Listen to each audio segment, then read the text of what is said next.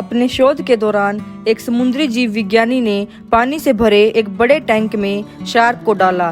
कुछ देर बाद उसने उसमें कुछ चारा मछलियां डाल दी।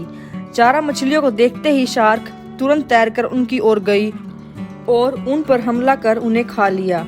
समुद्री जीव विज्ञानी ने कुछ और चारा मछलियां टैंक में डाली और वे भी तुरंत शार्क का आहार बन गई। अब समुद्री जीव विज्ञानी ने एक कांच का मजबूत पारदर्शी टुकड़ा उस टैंक के बीचों बीच डाल दिया।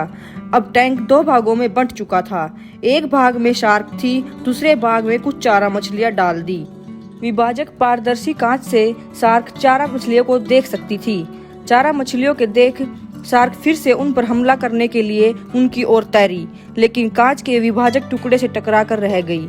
उसने फिर से कोशिश की, लेकिन कांच के टुकड़े के कारण वह चारा मछलियों तक नहीं पहुंच सकी। शार्क ने दर्जनों बार पूरी आक्रामकता के साथ चारा मछलियों पर हमला करने की कोशिश की, लेकिन बीच में कांच का टुकड़ा आ जाने के कारण वह असफल रही। कई दिनों तक शार्क उन कांच के विभाजक के पार जाने का प्रयास करती रही, लेकिन सफल ना हो सकी।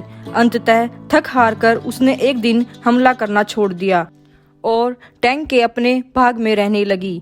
कुछ दिनों बाद समुद्री जीव विज्ञानी ने टैंक से वह कांच का टुकड़ा हटा दिया, लेकिन शार्क ने कभी उन चारा मछलियों पर हमला नहीं किया, क्योंकि एक काल्पनिक विभाजक उसके दिमाग में बस चुका था और उसने सोच लिया था कि वह उसे पार नहीं कर सकती।